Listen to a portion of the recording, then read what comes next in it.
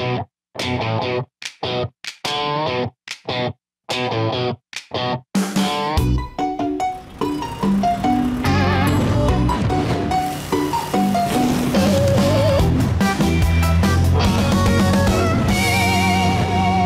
na ang isaw at atay. O, Kokoy, eto na take out mo. Boy, thank you kasi... Kahit na busy ka na sa bago mong work, dumadalo ka pa rin dito. Oo naman, siyempre. Pride ng barangay Lamon tong ihawat ako. Alam mo, nakakami si Lola Chacha, no? Chu, may tanong ako. Wala pa ba talagang boyfriend to si Cheche? Yan, si Cheche. Walang time sa boys yan. Kaya malabong magka-jowa yan. Tignan mo nga yung forma niyan. Mas maton pa sa akin mo. Mas maton pa sa'yo. Ako kasi talagang tinadhana para kay Cheche. Kaya boy, sorry ka na lang. Chumichempo lang ako. Pero Pipo and Cheche, forever. Hoy, tumigil ka na ha. Ang asim ng forever mo. Ang akin lang naman, siguro it's about time to consider na magkaroon ka na ng asawa bago mag-demolish itong lugar na to. Ano? De-demolish ito? Hoy, ikaw, Kokoy, wag kang inventor ng kwento dyan, ha? Ako, inventor? O, eto. Pinabibigay ng apo ni misis ko. Itong lugar na to, ibibenta na daw to, tsaka parerentahan dun sa mall developer. Gagawin daw lifestyle mall.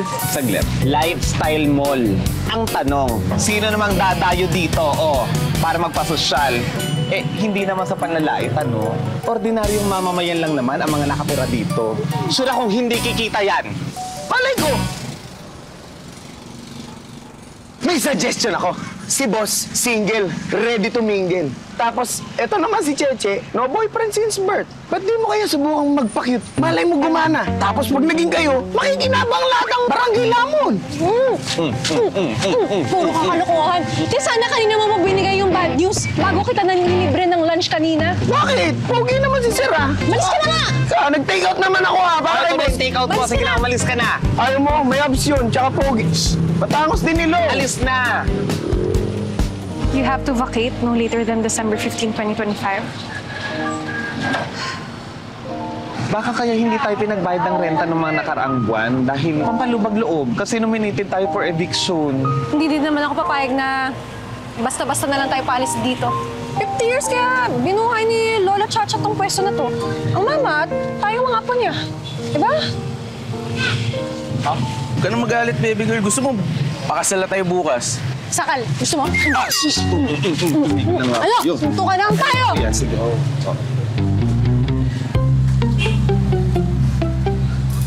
Ito, ayan. Isa.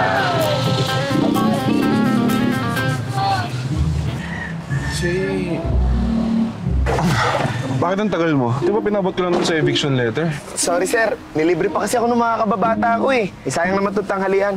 Tsaka, sir, yan pala yung dinararan dito sa amin na ihawat ako. Ang totoo niyan, 50 years na yan, sir. Sa sobrang tagal. Dami kasi kumakain. Tapos, ang totoo niyan, kamamatay lang mo nung may-ari talaga niyan. Ang namamahala na ngayon, yung apo. Ayun, oh. Ay, eto, sir, nag-take out nga po ako, eh. Ayaw niyo kasi sumama sa akin. Sana nakilala niyo sila. Anong pangalan nun? Ay, yung maganda, sir? Si Cheche yan. Yung di naman ganong maganda, si Chuchu. Ayun, pinsan niya. Talaga? Yun yung mga pangalan nila? Funny. Sir, totoo po bang ipagigiba niyo na yung mga bahay tsaka kabuhayan dyan sa tinitirikan ng lupa niyo? Yup. Nakapag-decide na kami ni Achi na ibebenta namin tong lupa na to. Tsaka atat na rin na gamitin yung pera na yun para makapagsimula ng bagong buhay sa New Zealand. Pero teka lang, sir. Paano naman po yung mga tenant na nakaasa na lang po dyan sa kabuhayan na binuo nila sa lupa ninyo? Tsaka karamihan po dyan na nakatira. Tsaka, sir, marami kaming good memories dyan. Memories? Anong gagawin ko dun? Bakit? Kikita ba ako dyan? Anyway, let's go. Hatid mo na ako. Gutom na ako. Sige po.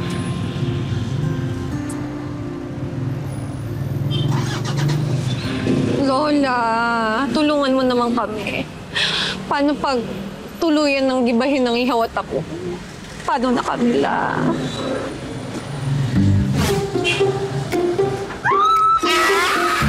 Ano nangyari? May magnanakaw ba? Nasaan ang kawatan? Ano nangyari sa'yo? Okay ka lang ba? Kasi sabi ko, paano na tayo kung mawala to, di ba? Saan na tayo pupulutin? Diyos ko naman, Cheche. Akala ko naman kung paano ka. Alam mo ikaw, pagod ka lang at inaantok ka na. Halika na, magsara na tayo at para makapahinga ka na rin. Halika na. Diyos ko. Alam mo, Che, okay na ako na friends lang tayo.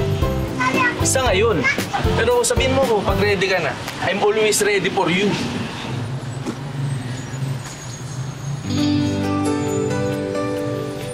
Cheche, pabing mo siya.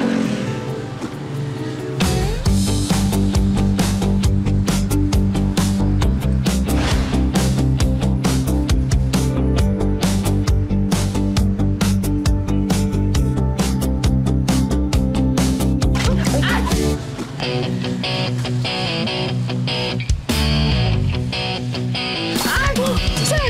Sorry, sir. Hindi ko sinasadya, sir. Okay lang. Mukhang distracted ka rin eh.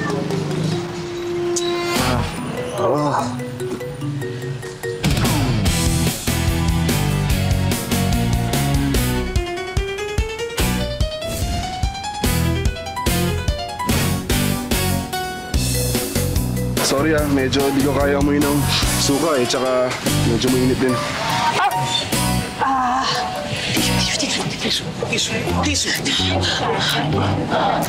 Miss.